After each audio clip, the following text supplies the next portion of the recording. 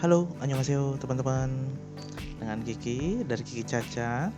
Hari ini Kiki akan menjelaskan bagaimana bagi teman-teman yang ingin migrasi ke Korea.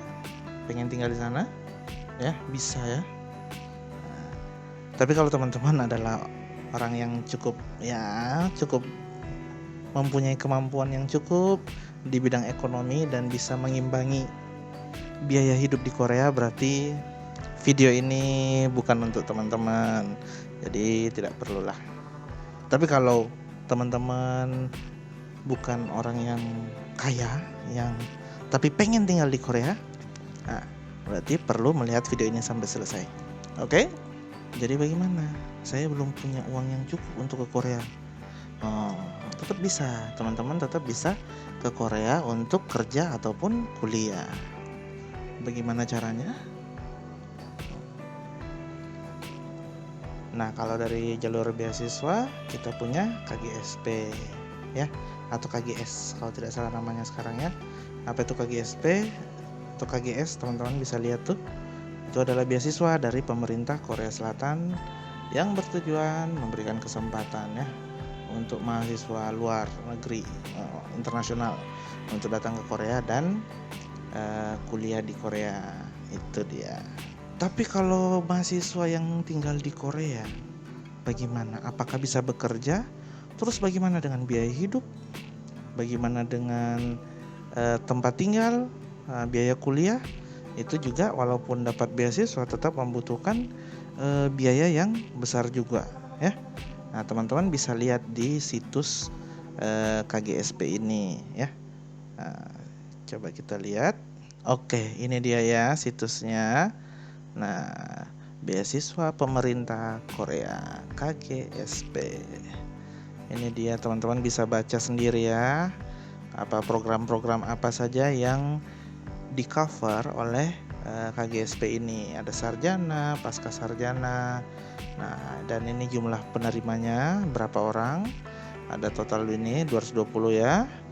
Nah, kemudian tahap-tahap pendaftarannya teman-teman bisa lihat sendiri ya, langkah-langkah pendaftarannya untuk sarjana, untuk pasca sarjana.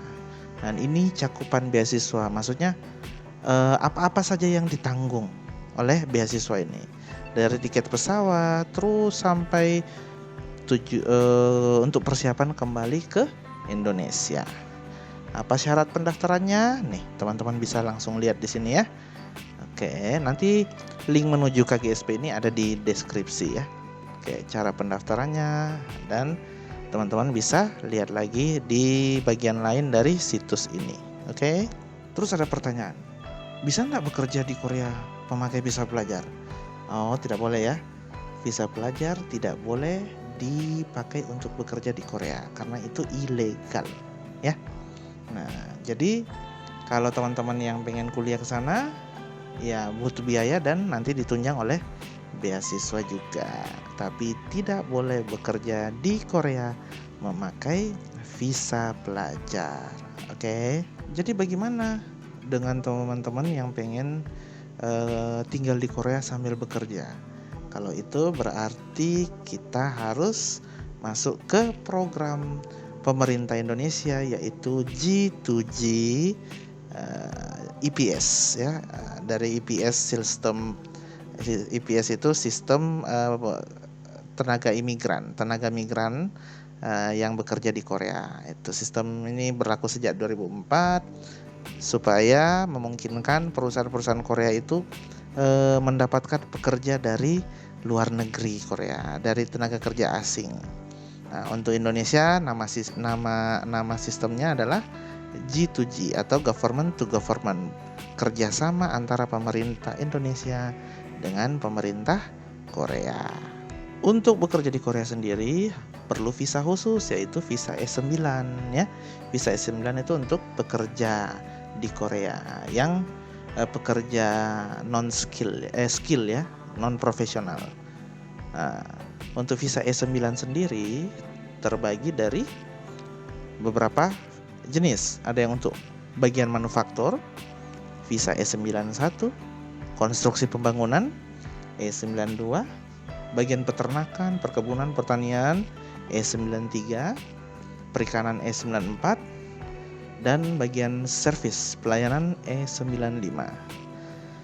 Referensi bisa datang sendiri, lihat sendiri di situs visa.go.kr. Oke. Nah, untuk masuk ke dalam program ini dan untuk bisa kerja di sana harus melalui ujian IPS TOPIK atau Test of Proficiency in Korean. Tes kemampuan bahasa Korea. Langsung dari pihak HRD Korea ya. Jadi ini sistem tes bahasa Korea yang khusus untuk pekerja-pekerja migran yang akan datang bekerja ke Korea. Jadi ini khusus untuk para pekerja ya, bukan topik yang biasa ya. Kalau topik 1 umum itu topik 1 2 itu lain ya. Itu hanya untuk calon mahasiswa atau pekerja profesional ya. Tapi kalau IPS topik khusus untuk pekerja migran.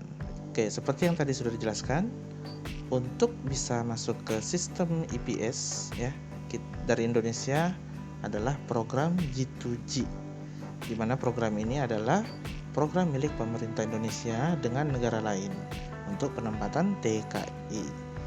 Nah, negara yang termasuk program G2G ini ya bukan cuma Korea saja, ada Jepang dan Taiwan juga. Oke. Untuk mengikuti ujian IPS topik atau program G2G, nah teman-teman bisa lihat ya, ini prosedurnya. Mulai dari pendaftaran yang dilakukan secara online ya harus bisa mandiri. Kemudian verifikasi dokumen untuk ikut ujian. Ya, di mana teman-teman harus datang langsung ke tempat verifikasi dokumen. Ya. Ini biasanya ada 3 tempat. Oke, sebentar kita lihat. Berikutnya adalah masuk ke ujian IPS topik, di mana pelaksanaan ujiannya ada di 2 tempat ya, Jakarta dan Semarang. Setelah ujian IPS topik, di hari yang sama akan ada tes fisik buta warna dan interview kalau ada ya. Ini di hari yang sama. Oke, kemudian setelah itu pengumuman hasil ujian ya. Ini kita harus pantau terus di websitenya BP2MI. Kemudian setelah itu kalau sudah lulus, nah dapat sertifikat IPS topik kan. Nah, kita mengunggah data. Kita upload lamaran ya di website IPS. Kemudian setelah upload dokumen di IPS, di website IPS, nanti keluarlah kontrak kerja atau SLC. Nah, setelah SLC-nya keluar berarti sudah aman. Ya, sudah aman. Ya, sudah satu kaki lah di Korea. Kemudian setelah SLC keluar, siap-siap menunggu prelim atau preliminary training. Di training ulang ya, kan dari ujian sampai ke prelim itu ada beberapa bulan loh. Jadi biasa di refresh kembali pelajaran bahasa Koreanya, aturan kerja di sana, budaya kerja, ya kan? Terus termasuk juga medical check, ya, medical check buta warnanya, terus tes fisiknya, ya, terus tidak boleh ada hepatitis. Pastikan jujur dari awal, kalau buta warna, kalau hepatitis, jangan sampai di ujung baru nanti tidak bisa berangkat. Setelah semuanya dilewati, tahap berikutnya sisa menunggu keberangkatan ke Korea. Nah, apa sih syarat-syarat untuk mengikuti ujian IPS topik? Tuh, berusia 18 sampai 39 tahun, kemudian tidak punya catatan kriminal ya, atau pelanggaran serius atau pernah masuk penjara, tidak pernah diusir secara paksa atau dideportasi dari negara orang, terus tidak dikenakan larangan berpergian juga, dan tidak buta warna. Tambahan satu, tidak mengidap hepatitis. Oke. Untuk ujian IPS topik sendiri di Indonesia dilaksanakan itu sekali ya, untuk tiap bidang kerja satu kali setahun. Nah, di Indonesia ada 2 bidang, yaitu manufaktur dan perikanan. Oke. biaya mengikuti ujiannya itu sekitar 350 ribuan lah, sekitar 340 350 segitu. Oke. Dan ada 40 soal, 20 soal mendengar, 20 soal membaca. Semuanya memakai komputer. Jadi sisa klik jawabannya. Tuh, pokoknya CBT, Computer Based Test. Nah, sekarang mari kita jalan-jalan ke website BP2MI, di mana disinilah teman-teman harus menjaga pengumuman-pengumuman apa ya yang ada. Nah, scroll ke bawah, di sini nih. Kalau ada prosedur persyaratannya apa bisa dibaca sendiri. SLC, ya kan? Apakah sudah ada pengumuman keluar kontrak kerja? Nah, kemudian yang harus kita cek selalu ini nih, pengumuman. Oke, pengumuman. Nah, biasanya itu coba kita cek dari pengumuman yang pernah ada. Kiki kasih lihat contohnya ya. Pengumuman pertama yang teman-teman harus lihat nanti, nah ini nih, pra pendaftaran. Ini Kiki ambil dari contoh tahun lalu ya, tahun ini ya. Oke, pra pendaftaran program G2G. Nah, di sini teman-teman akan lihat syarat-syaratnya ya. Lihat ini persyaratannya, kualifikasinya apa, syarat-syaratnya ya, apa saja. Nah, kualifikasi khususnya apa, bagaimana cara ujiannya. Ini lihat nih, tahap pertama, bentuk ujiannya apa, skornya berapa. Oke, untuk perikanan, untuk manufaktur. Oke, berikutnya bagaimana, berapa jatahnya, kuota kelulusan, berapa yang diambil. Nih biasa ada segini nih ya, 3148 yang tahun lalu ya, tahun ini ya. Nah, ini jadwal pendaftaran, pra pendaftaran online nih yang tadi Kiki jelaskan ya. Jadi dalam masa pra pendaftaran ini harus dilakukan online sendiri, upload dokumen, dan nanti pada saat verifikasi dokumen, nah ini harus datang langsung, oke? Dan nanti bisa lihat pengumuman jadwal lokasi verifikasi dokumennya. Scroll lagi ke bawah, teman-teman akan lihat pra pendaftaran online nih. Terus baca, harus rajin membaca. Ini syarat-syaratnya, scan KTP, ini yang akan diupload ya. Scan KTP, paspor kalau ada ya. Tidak wajib paspornya. Kemudian pas foto berwarna, berlatar belakang putih ya, tidak berkacamata, tidak apa, pokoknya jadi bajunya berwarna selain putih, latar belakangnya yang putih. Oke. Kemudian nanti akan cara pendaftarannya itu biasanya masuk ke website yang warna biru nih. Nah, yang di sini tuh, di sini nanti lihat pendaftaran CBT umum manufaktur ya.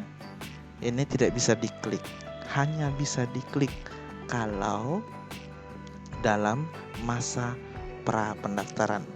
Jadi saat ini Kiki tidak bisa klik yang ini, tapi ada videonya ya. Waktu itu Kiki buat video tentang ini, tentang buat konten YouTube-nya ada.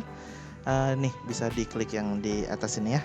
Oke, kembali ke pra pendaftaran. Ini biaya-biayanya ya. Biaya-biayanya bagaimana cara mentransfer biayanya ya, harus rajin membaca informasi.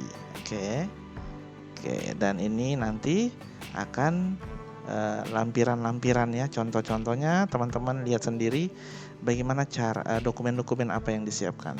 Jangan malas untuk mendownloadnya, jangan malas untuk membacanya. Oke. Nah, untuk lolos ujian IPS topik, teman-teman harus belajar bahasa Korea. Jadi di sini ya, kalau pengen belajar online bisa di Kibase Bahasa.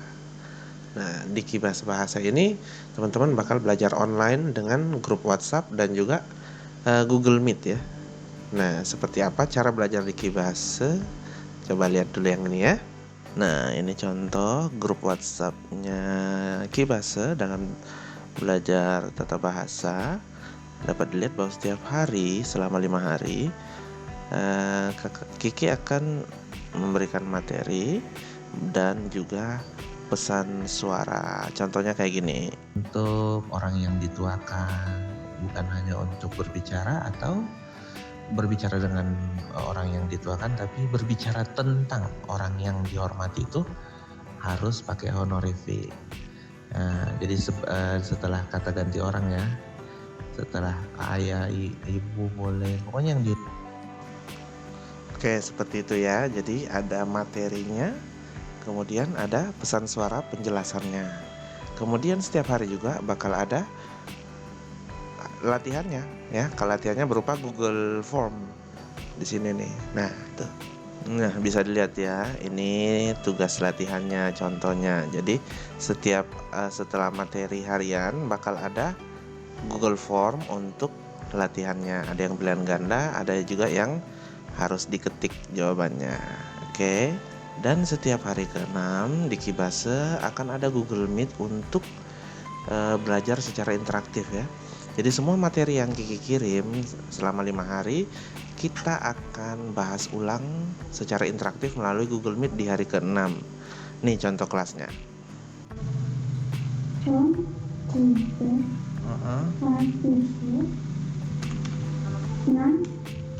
Oke.